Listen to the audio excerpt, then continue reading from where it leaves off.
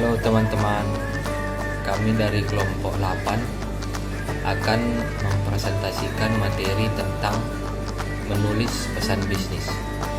Sebelumnya, saya akan memperkenalkan anggota kelompok. Yang pertama itu saya sendiri, Anugrah Sembiring. Yang kedua, Angelus Keseran. Yang ketiga, Silpayani Dandan. Yang keempat, Adinda Prislia. Yang kelima, Erlina Nainggolan. Yang keenam, Sri Christine Sinulinga.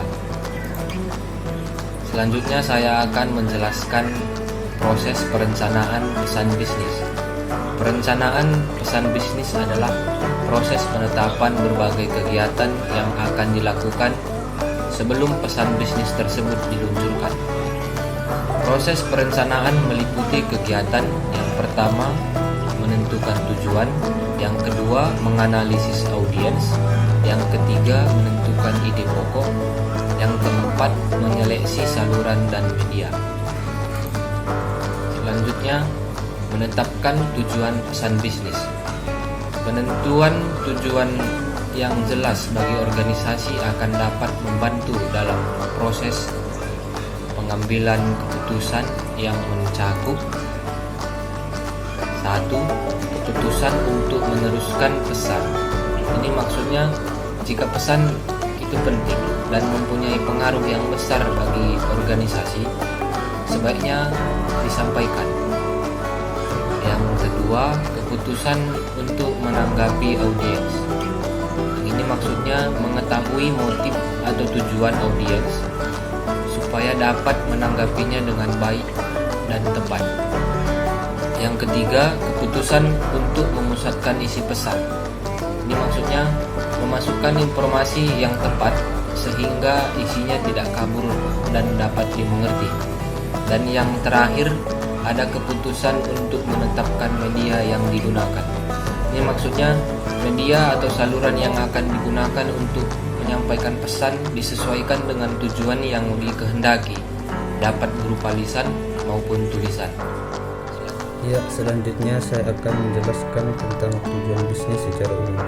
Yang pertama, memberikan informasi atau memberitahu terhadap segala hal yang berkaitan dengan dunia bisnis kepada pihak lain.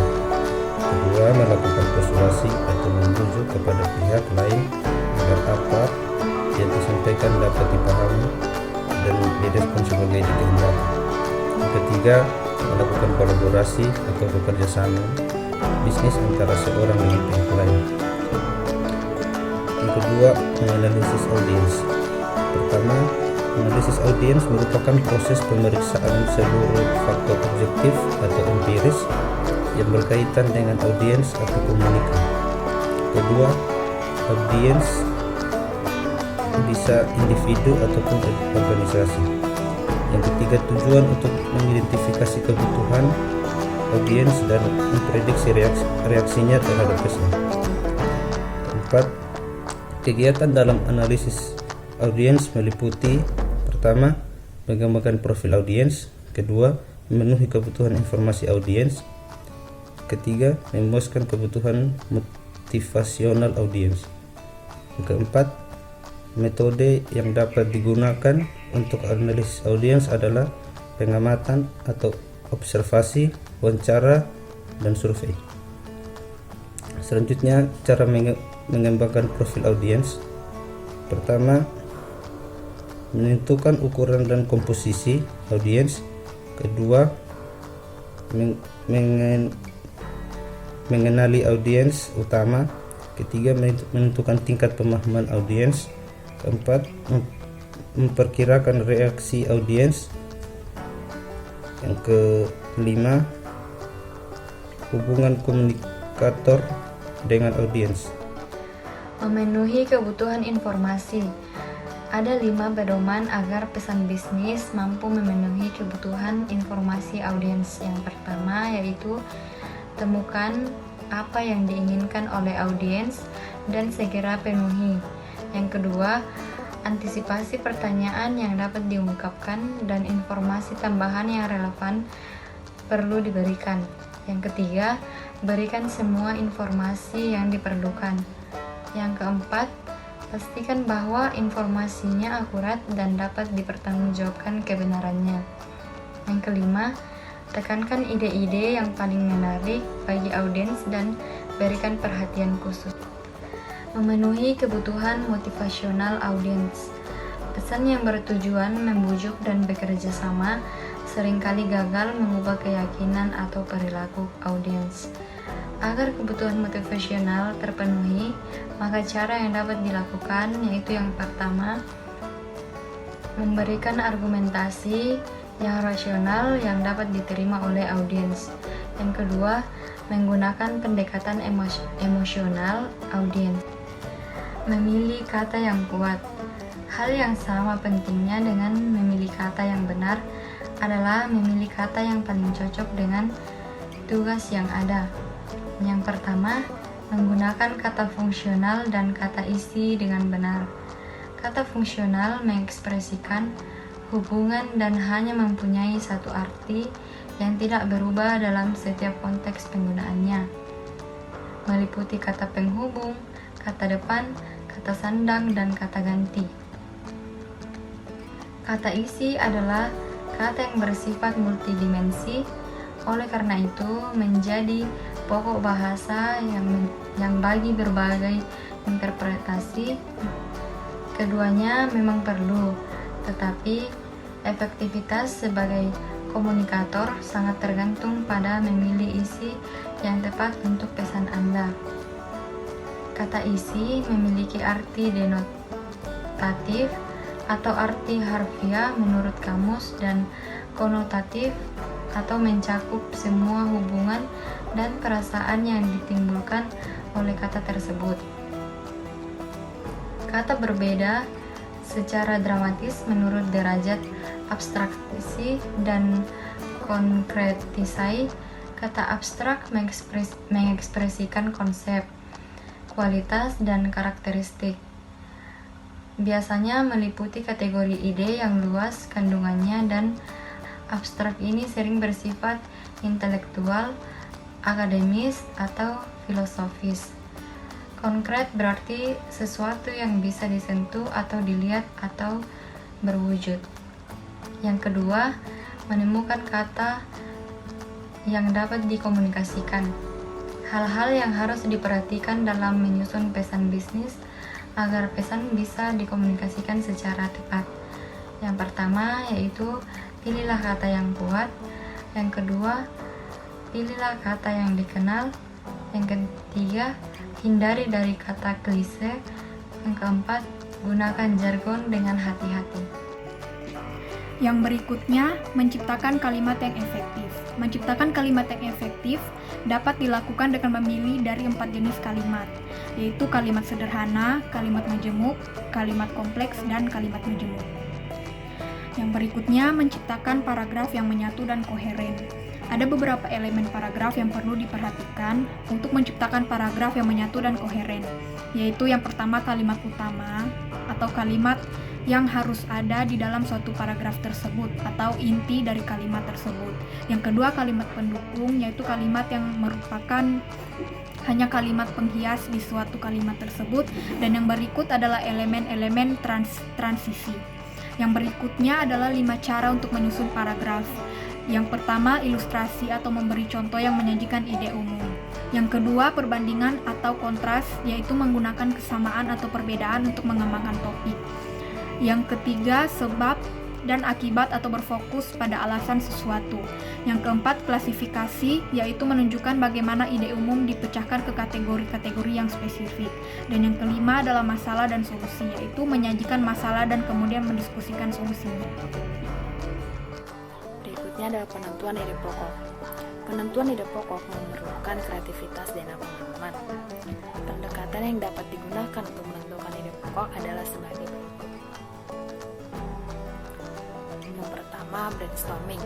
Penentuan ide pokok dengan cara membeberkan pikiran ini mencari berbagai kemungkinan ide pokok secara bebas sehingga ide yang diperoleh akan lebih bervariasi. Yang kedua, ada petunjuk atasan. Penentuan ide pokok di mana pelaksana cenderung meminta petunjuk pada atasan pelaksana. Organisasi menganut sistem senioritas. Lalu yang ketiga ada kebiasaan. Dalam penentuan ide pokok ini berasal dari situasi yang berulang sama dalam setiap kejadian dan berkembang dalam sebuah ide pokok. Berikut pemilihan saluran dan media. Di dalam pemilihan saluran dan media, sebaiknya disesuaikan dengan sifat pesan, tingkat kerahasiaan, daya pengiriman, formalitas, dan harapan penerima. Masing-masing saluran memiliki beberapa jenis media yang dapat dipilih seperti surat, surat elektronik, telepon, faksimiles, dan bulletin. Saluran komunikasi ini terdiri dari komunikasi lisan dan tertulis, di mana masing-masing memiliki beberapa jenis media. Yang pertama ada saluran komunikasi lisan. Komunikasi lisan dapat digunakan apabila yang pertama diperlukan umpan balik secara langsung dari penerima, pesan relatif sederhana dan mudah dimengerti, tidak membutuhkan catatan permanen, penerima dapat dikumpulkan dengan mudah dan ekonomis, dan ingin mendorong interaksi untuk pemecahan masalah dan pengambilan keputusan. Di sini ada kelebihan dan kelemahan komunikasi lisan. Yang pertama, kelebihannya menyediakan umpan balik dengan segera. Yang kedua, memungkinkan terjadinya kenyamanan berinteraksi. Yang ketiga, meliputi berbagai isyarat nonverbal.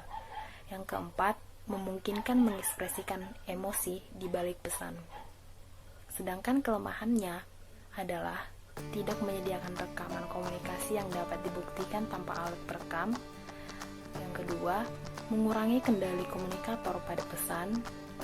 Yang ketiga, seringkali mengabai kemungkinan memperbaiki atau mengedit pesan. Berikutnya, saluran komunikasi tertulis. Komunikasi tertulis adalah komunikasi yang dilakukan melalui sebuah tulisan yang dilakukan dalam kegiatan surat-menyurat. Komunikasi tertulis dapat digunakan apabila tidak diperlukan umpan balik secara langsung. Pesan terperinci dan kompleks, memerlukan perencanaan yang seksama, memerlukan catatan yang permanen, penerima dalam jumlah yang banyak, penerima sulit dijangkau karena tersebar secara geografis, dan yang terakhir ingin meminimalkan distorsi. Adapun kelebihan dan kelemahan komunikasi tertulis. Kelebihan memungkinkan membuat rencana dan mengendalikan pesan. Berikutnya meninggalkan bukti yang dapat diverifikasi, meminimalkan distorsi pesan, dan dapat menjangkau penerima yang secara geografis jauh. Adapun kelemahan sebagai berikut. Membutuhkan waktu umpan balik, kekurangan isyarat nonverbal, membutuhkan keterampilan khusus dalam menyiapkan dan memproduksinya, membutuhkan banyak sumber daya untuk membuat dan mendistribusikannya. Media yang digunakan. Adapun media yang digunakan untuk saluran lisan yaitu percakapan tatap muka seperti pidato, rapat, dan lain-lain. Dapat menggunakan telepon, audio, TV, dan komputer, teleconference, atau video conference. Media yang digunakan untuk saluran tertulis: surat, memo, laporan sebaran, proposal, email, telepon, komputer, fax, telegram, pos biasa, dan khusus. Sekian hasil presentasi dari kelompok 8